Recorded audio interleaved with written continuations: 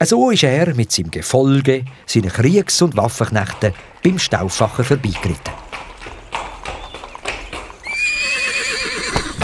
Hey du, wer bist du, dass du in einem solch vornehmen Haus aus Stein wohnst?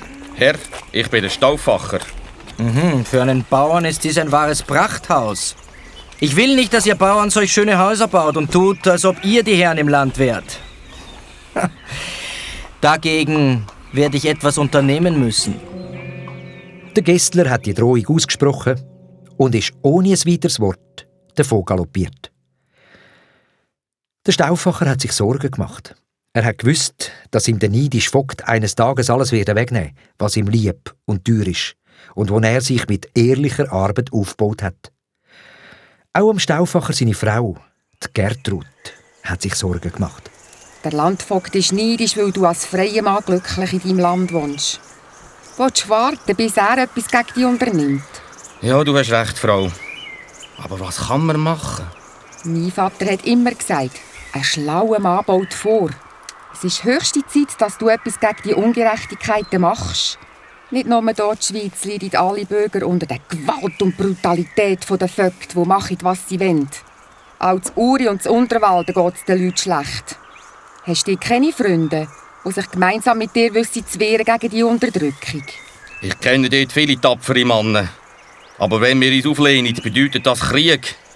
Und Krieg ist der furchtbarste von allen Schrecken. Du weckst in meiner Brust gefährliche Gedanken, liebe Frau. Schau vorwärts, Werner. Ein Mutiger hilft Gott. Ich befolge die Rat und fahre noch heute nach Altdorf. Dort lebt ein Freund von mir, der Walter Fürst. Der denkt gleich über die Zeit wie ich. An ihn kann ich mich wenden und zusammen mit ihm Verbündete suchen.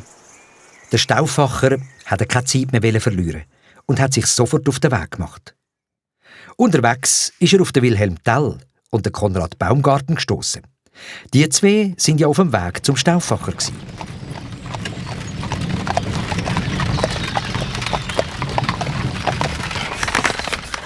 Schau da, mein Freund, der Wilhelm Tell. Grüß dich Gott, Werner. Was treibt euch zu mir? Und wer ist euer Begleiter? Das ist der Bauer, Konrad Baumgarten, der auf der Flucht ist von den Schergen vom Kaiser. Seiner Frau hat der Vogt von Wolfenschiessen ein Leid antun. Da hat er so recht das Bier sprechen und der von seiner Frau gerettet. Er hat den Vogt erschlagen.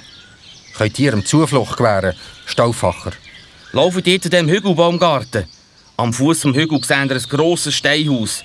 Dort wird man euch mit offenen Armen aufnehmen. Geht! Der Konrad Baumgarten hat sich dankbar vom Tell und vom Stauffacher verabschiedet und sich sofort auf den Weg gemacht.